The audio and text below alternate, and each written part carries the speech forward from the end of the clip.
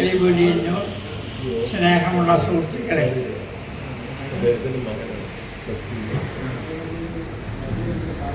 എൻ്റെ മൂത്ത ജ്യേഷ്ഠൻ സിറിയക്ക് വെട്ടം പാല മുനിസിപ്പൽ ലൈബ്രറിയിൽ നിന്ന് വെട്ടൂർ സാറിൻ്റെ പുസ്തകം, അതായത് തിരഞ്ഞെടുത്ത കഥകൾ എന്ന പുസ്തകം കിട്ടിക്കൊണ്ടുവന്നു.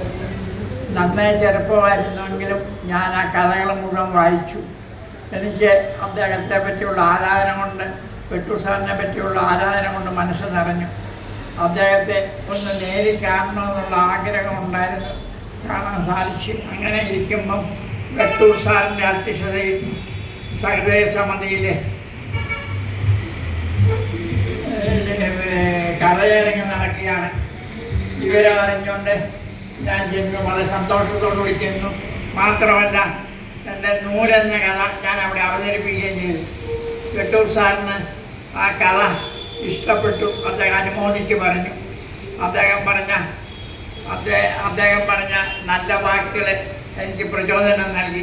37 കഥകൾ ഞാൻ എഴുതി. വെട്ടം കഥകൾ എന്ന പുസ്തകം പ്രകാശനം ചെയ്തു. ഞാൻ ഇത് കഥയിറങ്ങല്ലേ, ഞാൻ ആ നൂലെന്ന കഥയൊന്ന് അവതരിപ്പിച്ചോട്ടെ.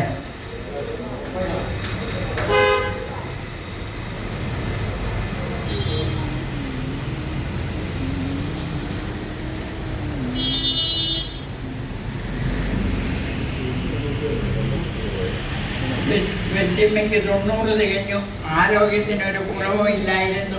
പക്ഷേ കഴിഞ്ഞ ആഴ്ച ഒന്ന് വീണ് കാലൊടിഞ്ഞു. ആശുപത്രിയിലായി. ഭയങ്കര വേദന, സഹിക്കാൻ മേല.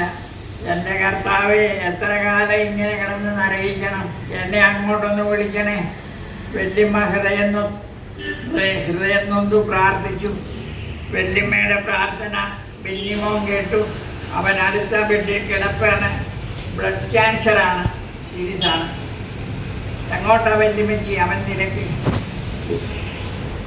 സ്വർഗത്തിലോട്ട് വെല്ലിമ്മച്ചി വ്യക്തമാക്കി. വെല്ലിമ്മച്ചി വിഷമിക്കണ്ട, ഞാൻ അവിടെ ചെന്നിട്ട് നൂലിട്ട് തരാം, പോരെ വെല്ലിമ്മച്ചി, അവൻ ആശ്വസിപ്പിച്ചു. ആഴ്ചകൾ കഴിഞ്ഞു. മാലാഖമാരുടെ അകമ്പടിയോടെ ബെന്നിമോൻ സ്വർഗത്തിലേക്ക് യാത്രയായി, മരിച്ചുപോയി. എനിക്ക് ബെന്നിമോനെ ഒന്നുകൂടി കാണണം, വെല്ലിമ്മച്ചി മക്കളോട് ആവശ്യപ്പെട്ടു. പെട്ടിയിൽ ബെന്നിമോനെ മുറിയിലേക്ക് കൊണ്ടുവന്നു. മാലാഖ പോലെ ശോഭിക്കുന്ന ബെന്നിമോൻ്റെ മുഖത്തേക്ക് നോക്കിയപ്പോൾ വെല്ലിമ്മയ്ക്ക് സങ്കടം വന്നു. ആ മുഖത്ത് വെല്ലിമ്മ അമർത്തി ചുംബിച്ചു. എന്നിട്ട് ചെവിയിൽ മന്ത്രിക്കുകയാണ് ചെയ്തത്.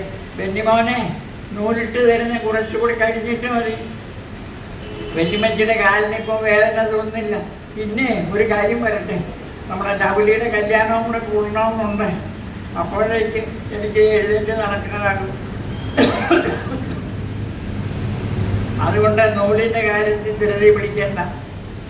കഥ അവസാനിച്ചു. വെട്ടൂർ സാറിൻ്റെ ദീപ്തമായ ഓർമ്മകൾക്ക് മുമ്പിൽ ആദരാഞ്ജലി അർപ്പിച്ചുകൊണ്ട് ഞാൻ നിർത്തുന്നു.